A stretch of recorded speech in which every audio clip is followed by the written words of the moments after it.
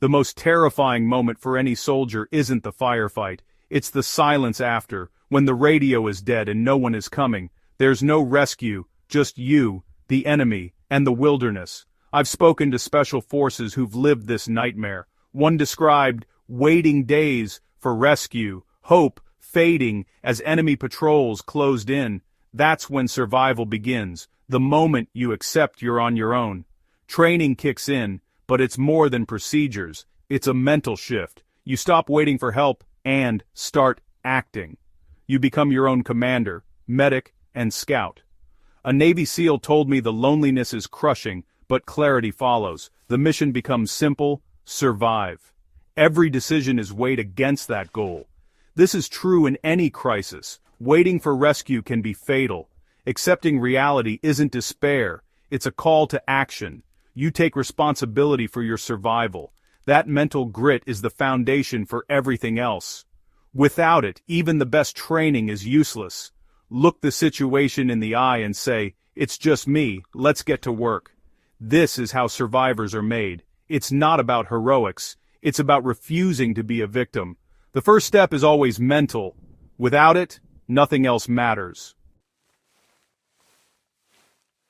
After accepting you're stranded, the instinct is to run, but in most cases, staying put saves lives. The first move is to hide, not flee. Soldiers use the STOP principle: stop, think, observe, plan. Panic leads to mistakes, noise, tracks, exposure. Find cover, go still, and let adrenaline fade. From the enemy's view, moving makes you easy to find. Staying hidden turns you into a needle in a haystack. A paratrooper once survived by hiding under a tree for 2 days, watching patrols pass just feet away.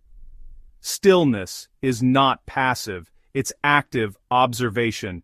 You gather intel enemy routes, water sources, safe directions. Move only when you have a plan. This applies to any crisis. Resist panic, find safety, and think. Your brain is your best tool, but only if you stay calm. Stillness is a weapon. Alone behind enemy lines, the environment can kill you faster than the enemy. Soldiers see the landscape as a resource. Shelter is priority one. Exposure kills quickly. A log becomes a shelter. A hole becomes a windbreak. Stay dry and conserve body heat. Next is water. You can last weeks without food, but only days without water. Look for subtle signs. Green plants, animal tracks, dew. Purify water if you can. Boil it if you must. Warmth comes after. Insulate with dry leaves. Build a raised bed. And use fire only if it's safe. Remember the rule of threes. 3 hours without shelter, 3 days without water, 3 weeks without food. Focus on immediate threats. Get dry, get water, stay warm. Survival is about priorities. Injury is almost certain in survival. There's no medic, you are the medic. The goal isn't perfect healing, but function. Stop bleeding, immobilize injuries, and keep moving. A splint from branches and cloth keeps you mobile. Pain is constant, but you can't let it control you. Soldiers compartmentalize pain and focus on survival tasks. One operator pulled shrapnel from his arm, focused only on the next step. Prevent infection. Be ready to improvise. T-shirts for bandages, belts for tourniquets, duct tape for wounds. Adopt a mindset of good enough to keep going. If you're hurt, support the injury and move to safety. Don't let injury end your story. Survival is about making do and moving forward.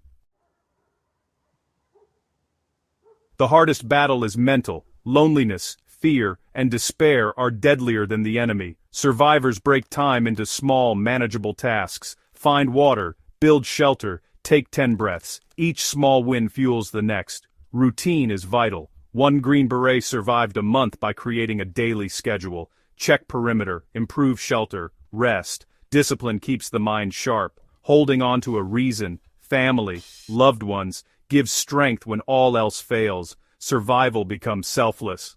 I must survive for them. Break challenges into pieces, keep a routine, and hold on to purpose. The mind is the fortress. If it refuses to quit, the body will follow. Endure one moment at a time.